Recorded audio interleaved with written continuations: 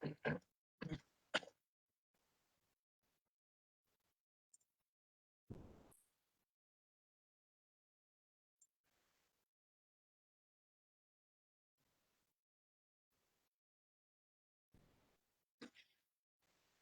puan. Okey, Assalamualaikum warahmatullahi taala wabarakatuh dan salam sejahtera kepada semua yang menonton FB Live pada pagi ini. Terlebih dahulu saya wakil dari pihak Seksyen Pembangunan Bakat Bahagian Semua Manusia Jabatan Pendaftar UTM Johor Bahru ingin mengucapkan selamat datang ke Facebook Live UTM TTC bagi menonton program siri kuliah penyelidikan siri 10 yang bertajuk Tanggungjawab Penyelidik Staf Apabila Tamat Geran. Bagi memulakan sesi ceramah kita pada pagi ini, marilah kita sama-sama membaca Ummul Kitab Al-Fatihah.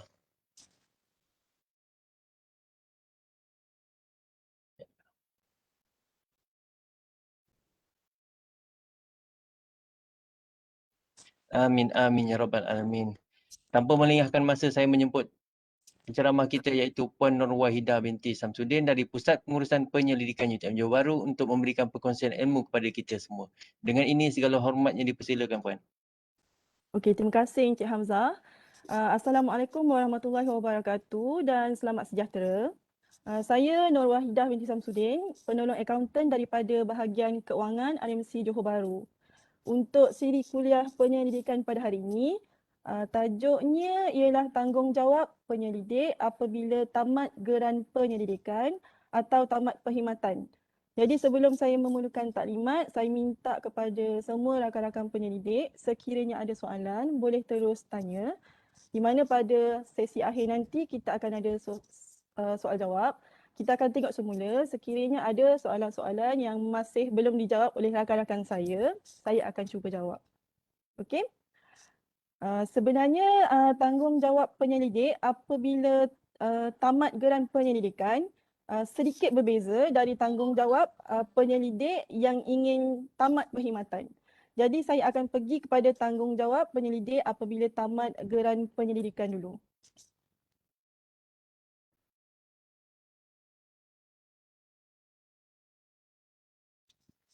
Okey, tanggungjawab penyelidik. Sebenarnya tanggungjawab penyelidik sangat banyak kepada universiti, kepada fakulti. Tapi apa yang saya nak tekankan dekat sini adalah 5 perkara yang basic yang penyelidik perlu tahu apabila menerima sesebuah geran penyelidikan. Okey, yang pertama, tanggungjawab untuk menyediakan laporan akhir. Yang kedua, tanggungjawab untuk menghantar fail ulang claim. Yang ketiga, tanggungjawab untuk membuat selenggara ke atas harta penyelidikan sekiranya ada kerosakan. Yang keempat, tanggungjawab untuk melaporkan sekiranya ada berlaku kehilangan aset penyelidikan. Dan kelima adalah tanggungjawab untuk membuat permohonan pertukaran hak milik harta penyelidikan.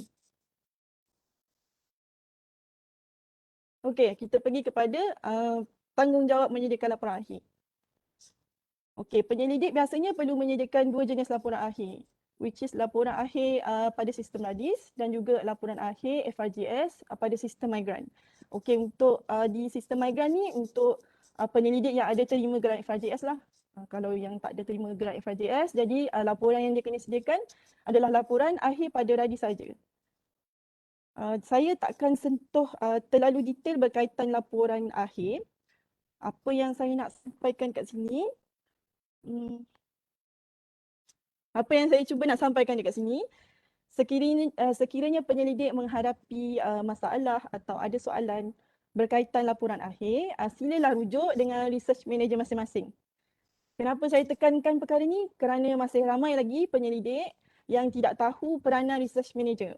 Siapa research manager mereka yang boleh mereka rujuk? Kita ada 4 orang research manager, 3 research manager di Johor Bahru dan 1 di Kuala Lumpur. Jadi macam mana nak tahu research manager mana yang boleh dirujuk? Boleh tengok dekat Radis, ada nama, ada email, ada contact number. Okey? Okey. Saya tunjuk sikit je bahagian laporan akhir dekat Radis. Bila penyelidik masuk dekat Radis, pilih geran. Lepas pilih geran, nanti akan keluar tab-tab macam ni. Pilih progress and report. Bila tekan progress and report ni, nanti akan keluar table macam dekat bawah tu. Okey. Bila nanti pilih yang nombor 3 tu, final report. Belah tepi dia tu ada view. Tekanlah view tu. Bila tekan view tu, nanti akan keluar macam ni. Ada banyak tab ni, pilih bahagian attachment. Jadi bila tekan bahagian attachment tu, dekat sinilah adalah tempat untuk penyelidik upload dia punya laporan akhir. Jadi macam mana nak buat laporan akhir ni? Macam mana format dia? Kalau tengok kat situ ada arrow. Tekan link tu nanti boleh nampak format dia. Ada penyelidik yang tanya saya. Dia tekan link ni tak keluar apa-apa. Jadi macam mana dia nak buat? Jangan risau. Boleh buka kita punya portal, dekat portal kita ada. Dah masuk portal RMC, tak tahu nak cari dekat mana. Jangan risau. Boleh tanya dengan research manager. Mereka sedia membantu. Okey? Kalau tengok dekat situ ada ayat please make sure that online claim file has been submitted to unit kewangan RMC Nur Wahida binti Samsudin. Tapi biasa penyelidik ni dia tak baca ayat yang panjang-panjang, dia terus baca ujung je Nur Wahida Samsudin. Jadi asal laporan akhir je mereka terus tanya pada saya. Jadi saya tak boleh bantu kalau berkaitan laporan akhir. Sebab laporan akhir ni dia banyak pasal perbelanjaan capai ke tidak. Jadi benda-benda tu memang research manager je yang boleh bantu.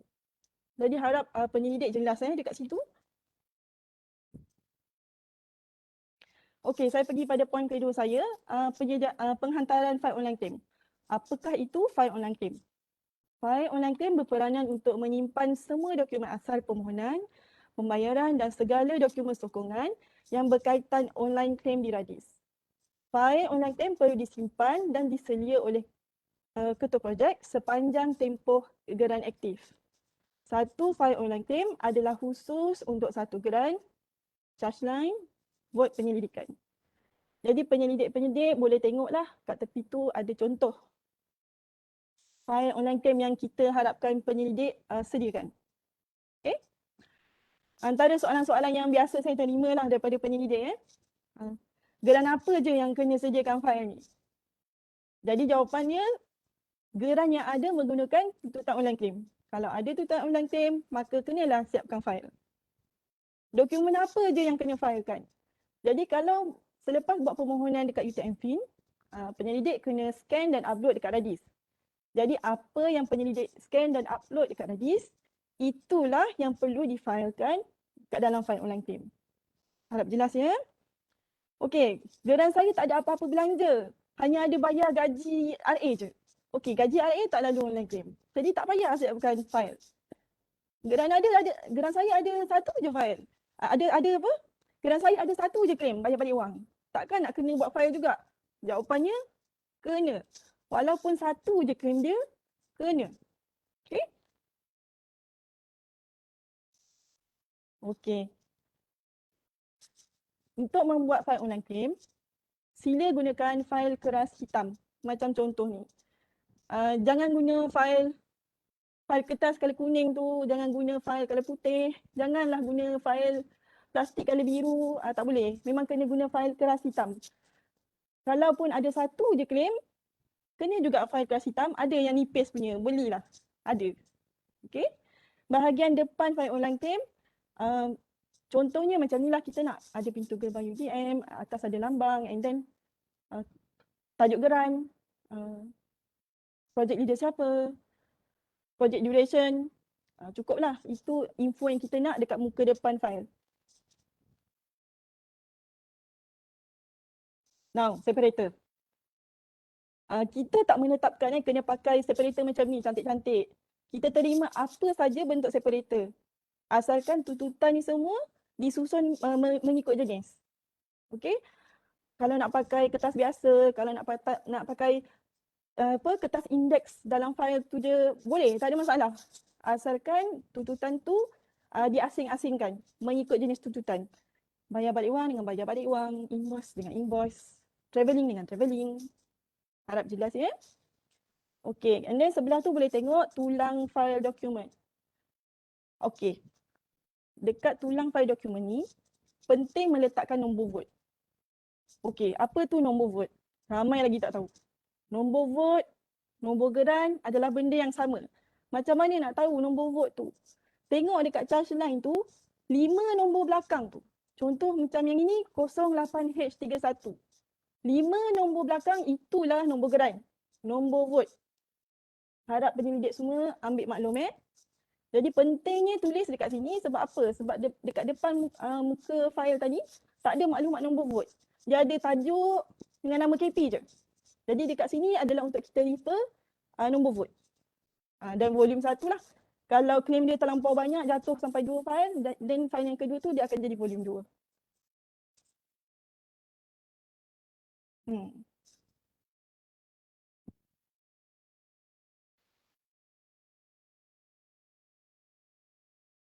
Okey. Kepada penyelidik-penyelidik yang tiada masa untuk membuat file, tiada masa untuk membuat kerja-kerja pemfailan, bolehlah membuat tempahan file dengan kita kat RMC. Caranya senang je. Isi borang, buat bayaran, kemudian emailkan borang tempahan dan juga bukti bayaran kepada saya. Email pada nurwahidah@utm.my. Cara nak mendapatkan borang dekat portal kita ada. Tapi paling mudah scan je dekat sini. Scan QR code ni. Ni scan QR code ni bukan scan UTM Smart Jadi bila scan QR code ni nanti kat dalam tu kena login Gmail. Lepas login tu nanti akan nampak lah ada 4 benda. 4 benda, borang tempahan, perkeliling, tata cara buat file. Okay. Kalau siapa yang nak buat file sendiri boleh refer tata cara. Kemudian manual e-commerce. Satu-satunya cara bayaran yang kita terima at the moment memang bayaran secara e-commerce lah. So dekat dalam tu ada manual e-commerce. Boleh tengoklah macam mana nak buat bayaran. Okay.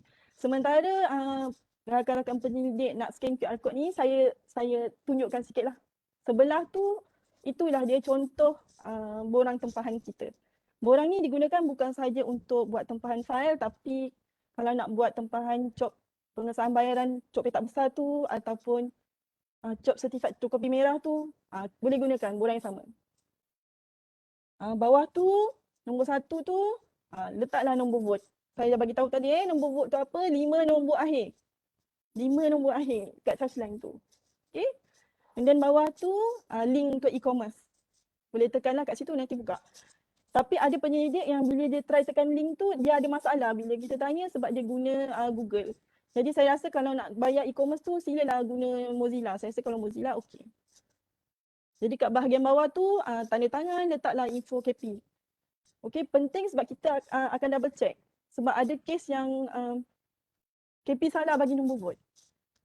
Jadi kalau kita semak nombor tu lain dengan orangnya, kita akan call lah tanya betul ke nak buat file ni ataupun mungkin doktor tolong tempahkan kawan ke, kita akan double check. Jadi make sure contact number orang yang menempah tu ada dekat bawah tu. Okey. Kepentingan penyediaan fail ulang claim. Membantu ketua projek dalam persediaan audit untuk mengelakkan terkena sebarang surcharge atau tata tertib. Tips penjagaan fail ulang claim. Dokumen tuntutan asli perlu disimpan. Fail tidak boleh hilang. Fail perlu berada di tempat yang selamat. Fail adalah sulit. Nombor rujukan UTM-FIN haruslah dicatat di bahagian atas pada setiap set dokumen tuntutan. Okey, dekat sini saya mungkin nak kongsilah satu cerita satu pengalaman saya lah. Ada seorang penyelidik lah, dia datang hantar file dia.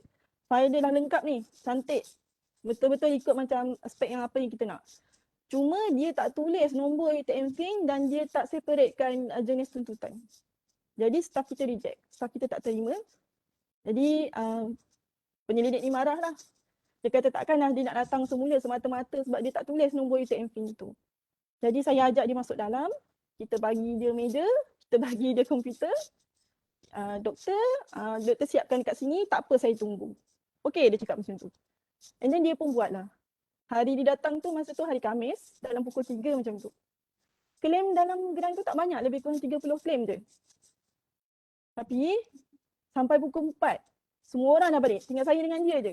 Dia tak boleh siapkan file tu. Dia tak boleh nak matchkan sistem dengan file dia. Apa yang saya nak tunjuk dekat sini betapa susahnya dia nak matchkan klaim yang dia buat sendiri. Apa lagi kami yang nak kena semak klaim orang lain.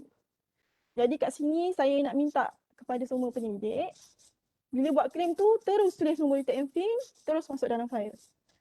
Jadi bantulah kami untuk bantu anda. Kalau fail tu dibuat dengan baik, lengkap, kita semak pun senang dan cepat. Okey? Bila fail online claim perlu dihantar ke RMC. Segera. Segera maksudnya dalam tempoh 3 bulan selepas geran tamat. Tolonglah saya minta jangan simpan fail online claim tu. Nanti fail tu boleh hilang. Fail tu boleh jadi kena makan dengan anak-anak.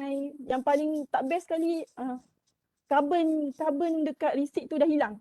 Jadi kita nak semak pun dah tak nampak. Jadi kalau dah selesai semua dah difailkan, hantar cepat-cepat.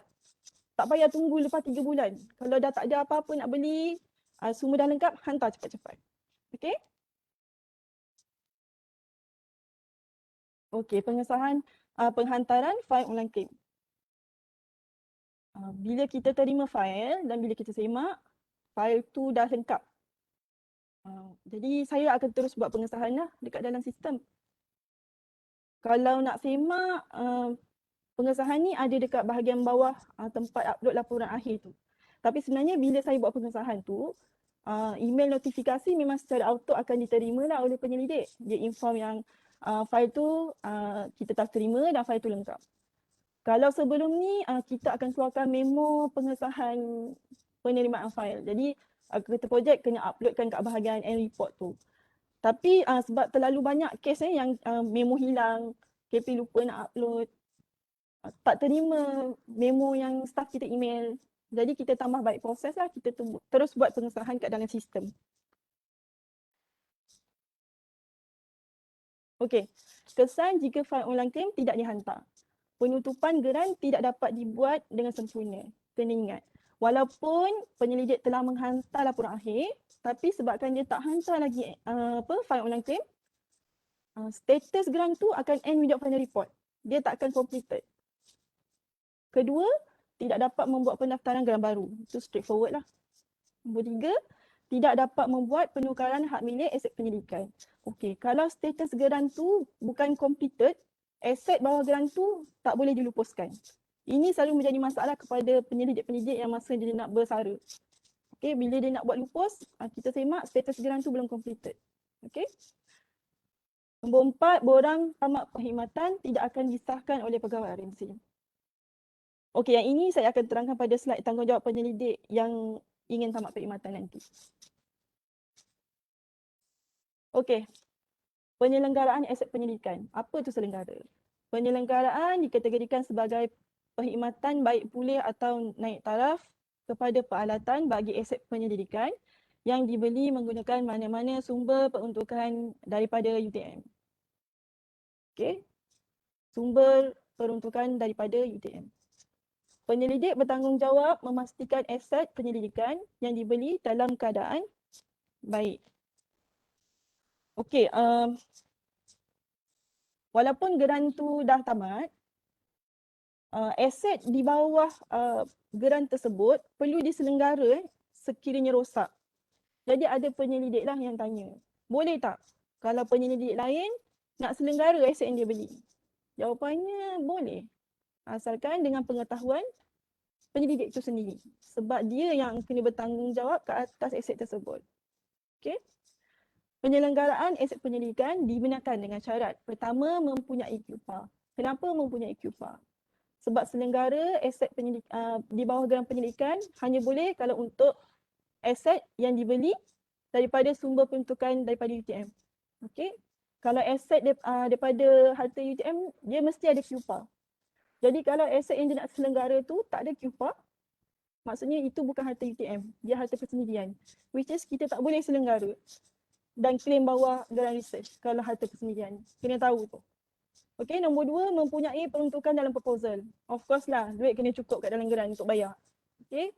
Nombor 3, mendapat kelulusan daripada penaja. Okey, kalau geran FRJS, kenalah diluluskan kat dalam my grant tu. Mesti diluluskan mesti. Kalau geran others, penaja benarkan. Itu standard. Okey, kehilangan aset penyelidikan. Jika berlaku kehilangan pada aset penyelidikan, ianya perlu dilaporkan. Now, antara kes-kes yang kita pernah terima lah, yang saya sendiri selesaikan kereta kena pecah, rumah kena masuk pencuri, laptop kena curi dekat airport. Jadi kalau perkara-perkara begitu berlaku, apa yang penyelidik perlu buat?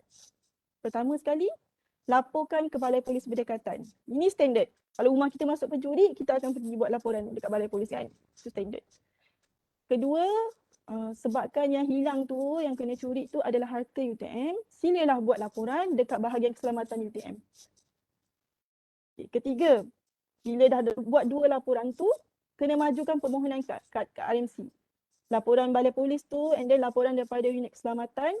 Ada satu lagi laporan kena buat. Nama dia laporan awal, QPA 28. Borang ni memang ada kat portal kita lah. Tapi penyelidik biasa dia kena hubungi kita dululah dan pihak kita akan bantu macam mana nak siapkan laporan awal ni. Jadi kalau 3 laporan ni dah lengkap, dah cantik, kita akan majukan kepada bendahari dan bendahari akan bawa ke dalam mesyuarat Jawatankuasa Kehilangan dan Hapus Kira. Okey, Jawatankuasa Kehilangan dan Hapus Kira ni akan buat keputusan lah sama ada aset tersebut perlu dilupus atau ganti setara atau boleh juga dikenakan denda atau penalti atas kecuaian. Okey. Penukaran hak milik harta penyelidikan. Okey, terdapat dua cara atau prosedur penukaran hak milik harta penyelidikan. Yang pertama secara pelupusan, yang kedua secara pindah hak milik. Okey, saya pergi pada pindah hak milik dulu. Apa tu pindah hak milik? Ketua projek yang akan berhenti atau tamat kontrak atau bersara menyerahkan harta penyelidikan kepada team member atau penyelidik lain. In simple words, aset tu penyelidik nak bagi kepada penyelidik lain. Dia nak bagi kepada person, kepada orang. Maka mohonlah pindah milik. Okey? Bagi pelupusan pula. Apa tu pelupusan? Ketua projek yang akan berhenti atau tamat kontrak atau bersara ingin melupuskan harta penyelidikan. Maksudnya dia nak keluarkan aset ni daripada harta penyelidikan. Now, di bawah penyelidikan ada 4 jenis pelupusan. Lupus musnah, lupus beli, lupus hadiah dengan lupus pindah. Antara soalan yang biasa saya kena tanya, macam mana nak tahu lupus apa yang sesuai? Apa beza 4 jenis lupus ni? Okey, saya terangkan. Lupus hadiah ni untuk aset yang biasanya tidak ekonomi untuk dibaiki, yang usang. Yang mana aset tu dah lebih 4 tahun. Yang keupayaan aset tu tak optimum lagi. Yang mana tak ada alat ganti. Kebiasaannya laptop lah. Okay, laptop tu masih boleh digunakan, masih boleh dipakai. Cuma dia sebab dah lama dia lembab. Macam tu lah senang cerita. Jadi kalau aset tu memang dah lebih 4 tahun, penyelidik boleh mohon lupus hadiah. Tapi saya nak pakai lagi laptop ni. Jangan risau. Lupus hadiah ni bukan kita ambil laptop tu. Tak. Kita lalu proses lupus, kemudian laptop tu kita serahkan kepada penyelidik. Itu lupus hadiah. Sekarang saya terangkan lupus pindah. Lupus pindah maksudnya aset tu penyelidik nak serah kepada fakulti atau PTJ. Biasanya penyelidik yang nak bersara lah. Dia nak bagi kepada penyelidik lain tapi macam penyelidik lain tak nak. Mungkin aset tu macam tak digunakan, tak relate dengan research dia kan. Jadi apa yang penyelidik buat biasanya dia lupus pindah lah. Dia serah pada fakulti. Ataupun aset ingin diserah kepada penaja. Biasanya perjanjian lah dari awal memang penaja mention bila geran tamat dia nak balik aset tu. Kalau yang kes-kes macam tu sila mohon lupus pindah. Okay, saya pergi kepada lupus musnah. Lupus musnah boleh dibuat kalau aset tu tidak ekonomi lagi untuk dibaiki. Rosak, tak boleh digunakan, tak ada alat ganti. Okay, kalau aset tu memang dah rosak betul lah. Memang tak boleh buat apa. Dekat lab tu dia jadi tukun je. Dia jadi sarang tikus, sarang anak-anak. Silalah mohon lupus musnah. Jangan biar dekat situ. lupus musnah ni nanti staf verifikasi kita, staf verifikasi bendahari akan datang dan mereka akan ambil aset tu. Jadi space tu boleh digunakan untuk letak aset lain. Okay. Lupus beli. Lupus beli pula lebih biasanya kita beri kepada penyelidik-penyelidik yang dah nak bersara lah. Okay. Sebab geran dia dah completed, dah settle. Cuma usia aset tu je yang tak cukup 4 tahun lagi. Jadi kita benarkan dia untuk lupus beli. Apa tu lupus beli? Pelupusan aset penyelidikan dengan memberi pilihan untuk pemohon membeli aset penyelidikan berdasarkan nilai semasa.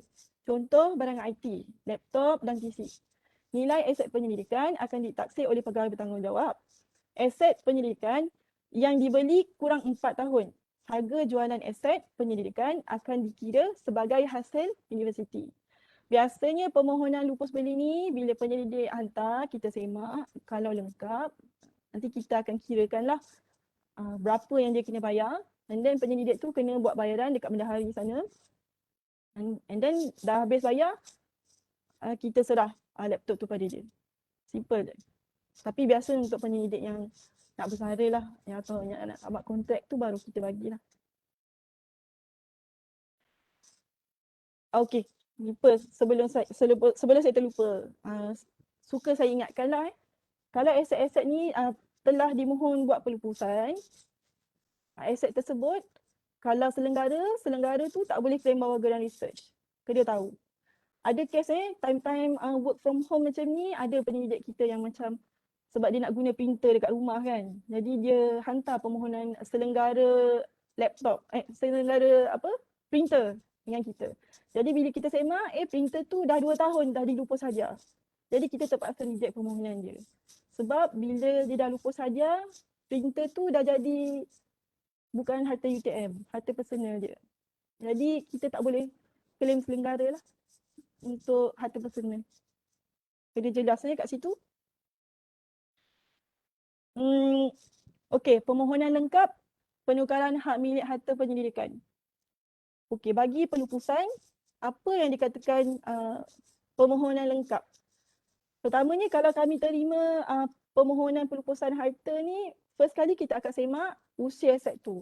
Lebih 4 tahun tak dan status projek tu complete ke tak. Kalau dua syarat ni lepas, baru kita tengok kelengkapan dokumen. Kelengkapan dokumen ialah 1, borang permohonan pelupusan. Kedua, borang QPA 17. 2 borang ni boleh tengok dekat portal kita, ada. Okey. Nombor 3, borang asal QPA. QPA 2 untuk aset lah, QPA 3 untuk inventory.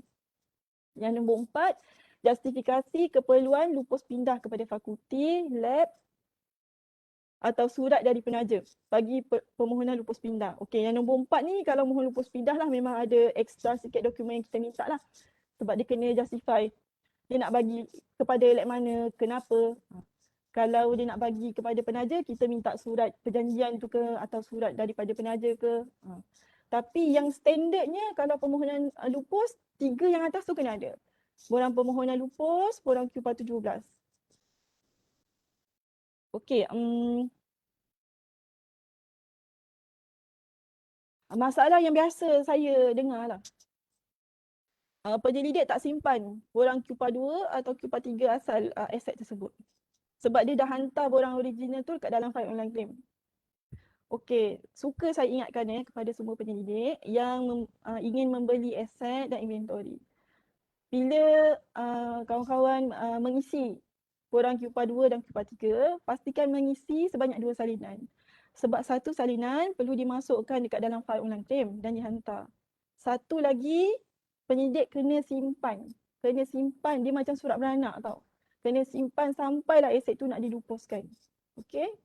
Jadi macam mana? Dia memang buat 1 salinan je, dah terus hantar. Jadi nasib baik kita ni online claim. Buka lah balik kat dalam radis tu, tengok borang yang diisi dulu, isilah semula. Ikut sama macam apa yang pernah isi hari tu. Okey? Okey, saya pergi kepada pertukaran hak milik harta penyelidikan. Okey, tukar hak milik simple. Ni yang bagi kepada penyelidik lain, bagi kepada person. Okey, pertama borang permohonan tukar hak milik, kedua borang asal QPA. Simple. Okey. Untuk pelupusan ni nanti kalau lengkap kita akan ada staff buat verifikasi lupus lah, which is dia akan kena tengok aset tu, sabut barcode, ada proses-proses dia. Tapi kalau tukar hak milik ni kita akan semak lengkap saja, kita terus akan keluarkan surat dan borang QPA asal tu kita akan serah kepada pemilik baru. Okey, semua borang perlu dihantar secara fizikal di kewangan RMC. Okey, untuk permohonan lupus dan tukar hak milik belum dibuat secara online masa manual, jadi memang kena hantar lah dekat RMC tingkat 3.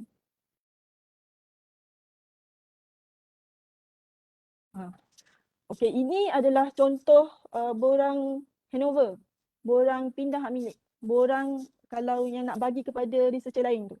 Ini contoh borang dia. Kalau tengok sebenarnya borang handover ni dia kalau penyelidik nak isi, dia kena ikut kepada berapa orang yang dia nak bagi. Contoh, kalau penyelidik tu ada 10 aset, 10 aset ni dia nak bagi pada penyelidik A. Jadi satu borang je dia kena isi. Kalau penyelidik tu ada 10 aset, 5 dia nak bagi kepada penyelidik A, 5 dia nak bagi kepada penyelidik B.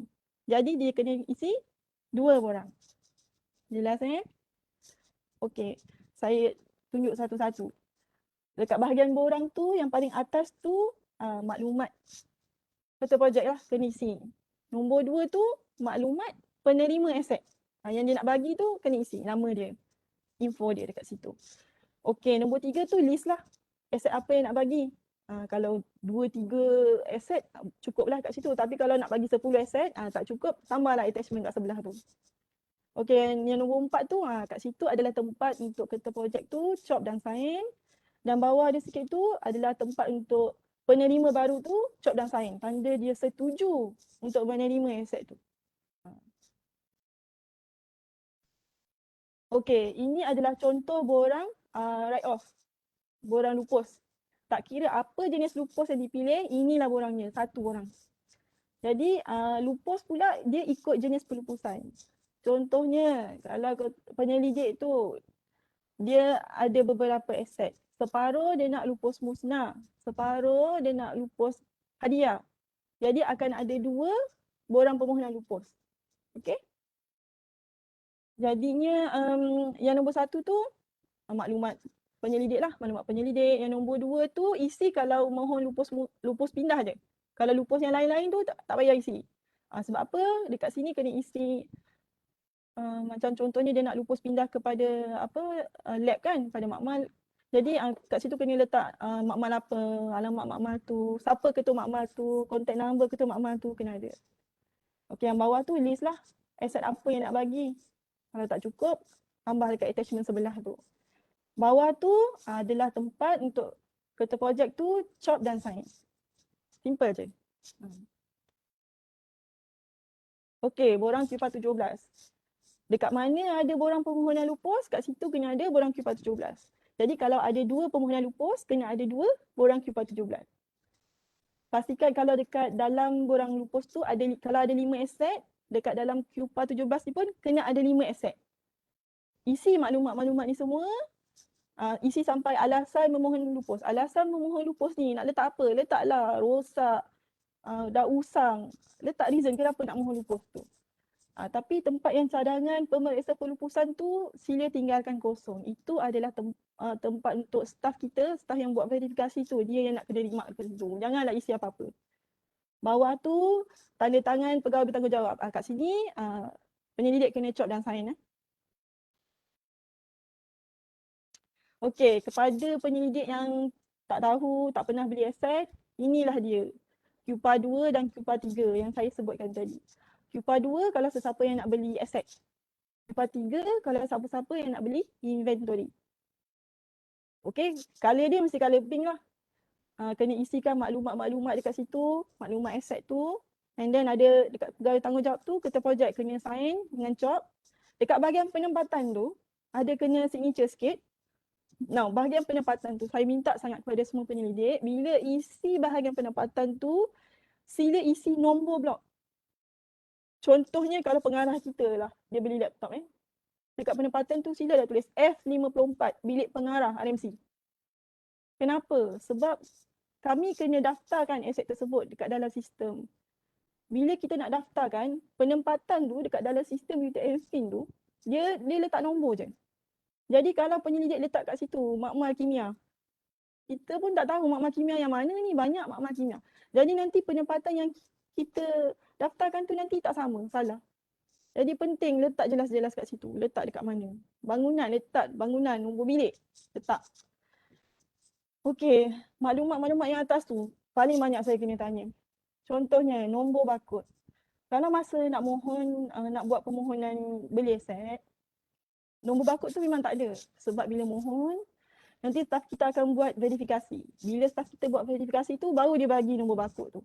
Jadi masa nak mohon ni memang kat tempat nombor barkod tu kosong. Tak ada apa-apa.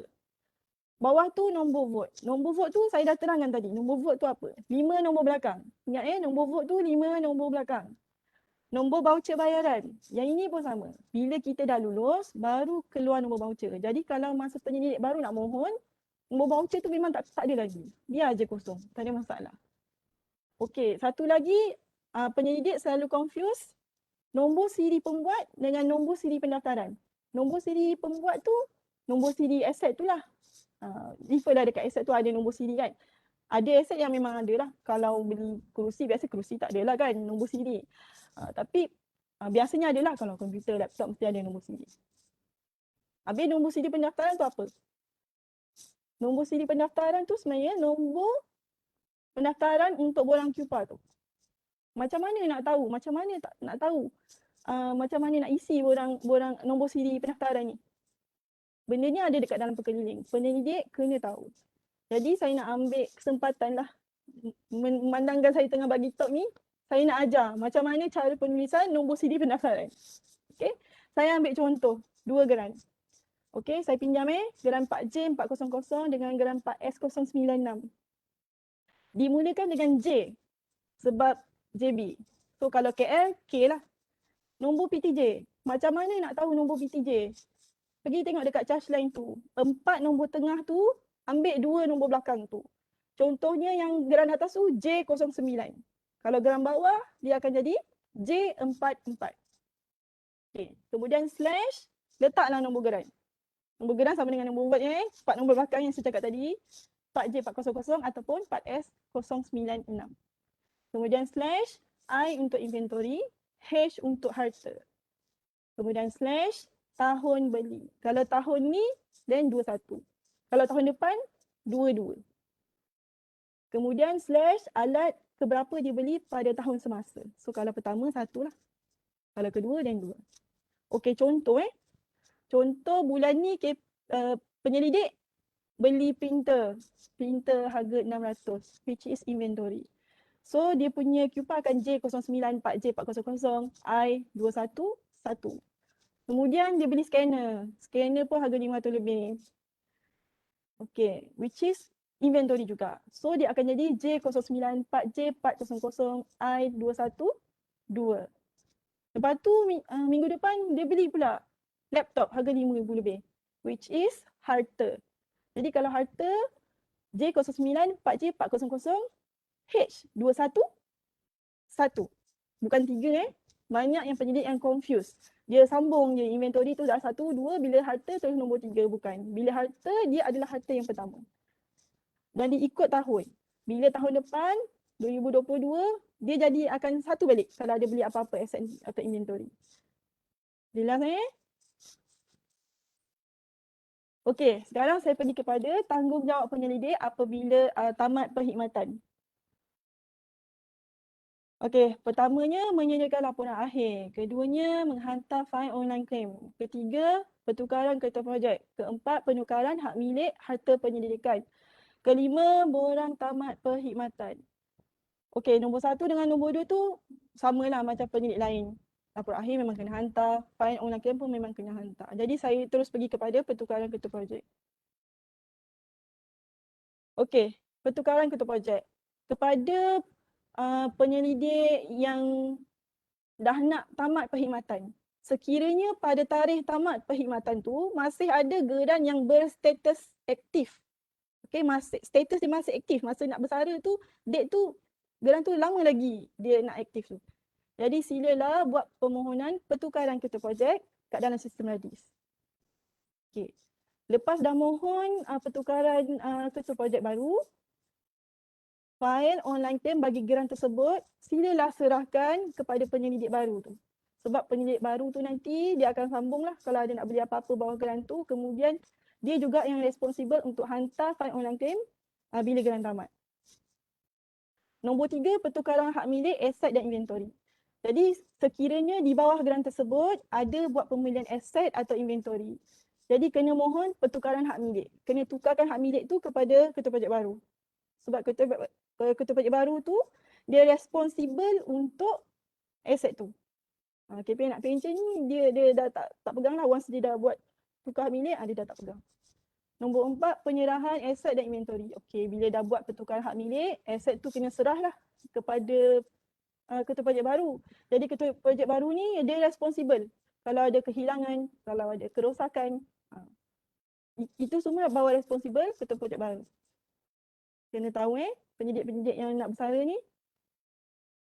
Okey, penukaran hak milik harta penyelidikan. Pertamanya, perlu dapatkan senarai aset dan inventory yang pernah dibeli di bawah geran penyelidikan. Okey. Macam mana nak dapatkan senarai aset dan inventory yang pernah dibeli bawah geran penyelidikan? Untuk penyidik yang nak pencen ni, mereka perlu hubungi kita, unit akaun rekod harta RMC. Dia kena maklumkan kita, saya dah nak bersara. Jadi saya nak dapatkan senarai aset dan inventory saya. Jadi kami akan keluarkan laporan senarai aset dan inventory yang pernah penyelidik tu beli sepanjang dia berkhidmat kat UTM.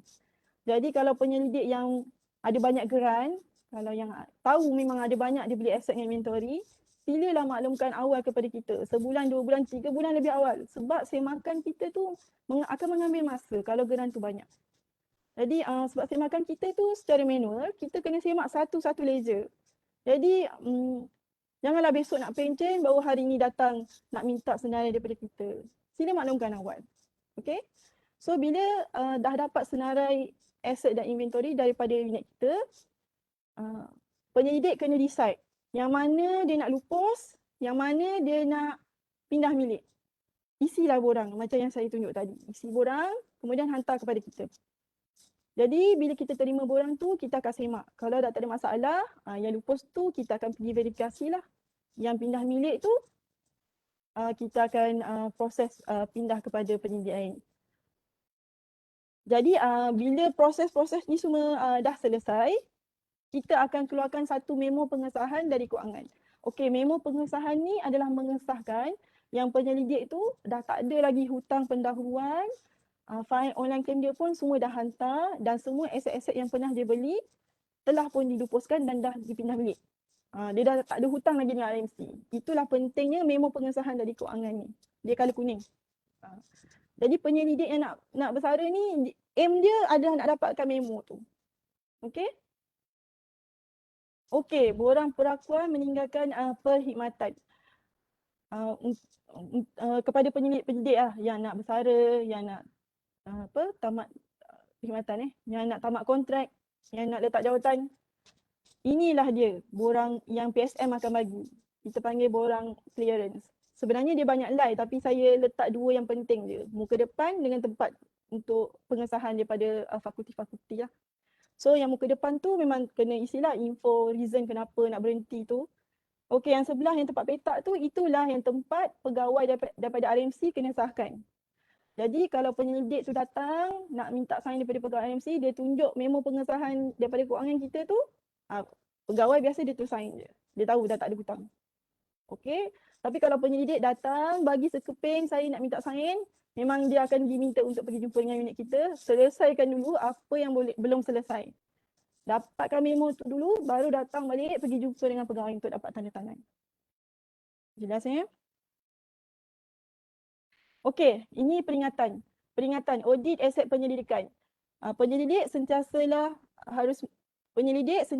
harus sentiasa membuat seliaan kepada aset penyelidikan dan pengemaskinian dokumen. Kalau ada aset tu daripada lab A kemudian dipindahkan kepada lab B, sila kemaskini maklumat penempatan dekat borang QPA tu. Kemudian semua aset penyelidikan perlu sentiasa dipantau dan siap siaga untuk diaudit. Itu standard. Kita memang banyak macam audit lah. RMC akan selalu buat audit aset penyelidikan geran yang dah tamat tempoh. Every year akan ada. Tapi tahun ni kita tak tahulah sebab COVID kan. Okey, audit boleh datang daripada macam-macam pihak lah. Audit dalam UTM ni penting kan, kadang-kadang dia tengok kalau aset tu penyelidik beli, dia tak guna pun, masih dalam kotak je. Jadi dia akan query apa kepentingannya beli aset ni. Jangan membazir duit kan. Itu antara yang dia tengok lah. And then audit daripada penaja, mesti KPT, syarikat.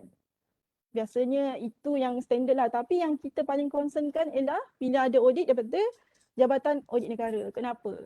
Sebab kalau audit daripada Jabatan Audit Negara, penyelidik-penyelidik yang dah pencen boleh dipanggil semula untuk bantu sesi audit.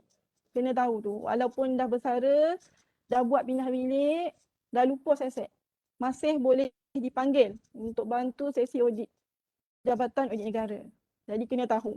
Jangan ingat dah pencen, dah boleh cuci kaki dan tangan. Tak. Masih boleh dipanggil. Sebab itu kita paling takut sekali Jabatan Audit Negara. Okey. Okey, perkeliling dan garis panduan yang diguna pakai. Kita ada garis panduan penyediaan fail, perkeliling bendahari bilangan 1 tahun 2015, perkeliling bendahari bilangan 2 tahun 2015. Jadi yang ini boleh dapat kalau scan QR code tadi tu, boleh nampaklah perkeliling ni kalau nak baca lah. Okey, perkenalkan ini adalah unit akaun dan rekod harta. Inilah unit kami. Unit kami diketuai oleh seorang pegawai kewangan, Encik Mas Hasri Hasim. Encik Mas Hasri Hasim dibantu oleh seorang penolong pegawai penyelidik, Encik Muhammad Tariq, dan juga saya, penolong accountant. Saya dan Encik Tariq masing-masing dibantu oleh 2 orang staf. Encik Tariq dibantu oleh Puan Afizawati dan Puan Zalia. Manakala saya dibantu oleh Puan Azrin dan juga Encik Muhammad Irfan. Okey, dah tamat saya punya slide. Terima kasih kerana mendengar. Kita pergi pada sesi jawab soalan lah. Encik Hamzah, boleh bantu saya tak? Boleh Puan sebentar. Saya scroll balik daripada atas nak tengok. Okey, ada soalan daripada Puan Nazlina Aini. Sekiranya penyelidik berpindah COE dan alat tersebut perlu berada di COE asal, adakah perlu buat permohonan lupus pindah? Okey, aset penyelidikan ni dia ikut ketua projek. Dia bawa responsible ketua projek, kena tahu. Jadi kalau ketua projek tu dia pindah, dia bawa sekali aset tu, tak ada masalah. Tak payah buat permohonan lupus pindah. Lupus pindah tu kalau dia nak bagi aset tu pada fakulti, dia tak nak responsible lagi, baru mohon lupus pindah. Okey, soalan kedua daripada Puan Nurul Ashikin. Puan, yang salinan borang simpanan tu warna hitam / putih okey? Salinan? Warna hitam atau putih okey? Tentu je. Salinan apa dia cakap tu? Borang simpanan. Borang simpanan. Sekejap saya tengah fikir borang simpanan apa Nah, itulah. Dia tak tulis borang simpanan apa. Ya tak apa. Puan, kita kalau tak ni kita boleh next je. Next dulu lah. Okey Puan, Puan daripada Puan Lela Saian. Produk atau peralatan penyelidikan yang telah diserah dan ditempatkan di PTJ beberapa tahun, sekiranya pihak PTJ mahu melepuskan peralatan tersebut, adakah perlu merujuk kepada pihak RMC semula? Okey, ni cerita dia kalau aset tu maksudnya dia dah lupus pindah, maksudnya dia dah bagi pada fakulti, betul kan? Yang saya faham. Kalau aset tu maksudnya ketua projek dah mohon lupus pindah, dia dah serah kepada fakulti. Jadi aset tu sebenarnya dah di bawah tanggungjawab fakulti. Fakulti dia kena daftar semula aset tu. Kalau dia tak daftar benda tu nanti bukan aset UTM tau. Nanti tak boleh selenggara. Jadi dia kena daftar sebagai aset fakulti. Jadi kalau dah jadi aset fakulti, kalau nak lupus kena lalu schedule fakulti lah dengan bendahari. Dia tak lalu kita RMC. RMC kita kalau bajet penyelidikan je. Kayaknya dia yang tolong menjawab ni, saya tak pasti siapa ni. Siapa? Okey, okey, daripada Puan Laila Saian lagi, adakah PTJ boleh mendapatkan dokumen salinan serahan rasmi kepada PTJ sekiranya penyelidik telah bersara atau berpindah? Oh. Kalau yang dulu saya tak pasti. Kalau yang current dalam 3-4 tahun ni kita ada salinan. Surat pindah lupus pindah tu surat yang serah kepada fakulti tu kita ada salinan. Kita memang ada satu simpan, satu kita bagi kepada fakulti tu sebenarnya.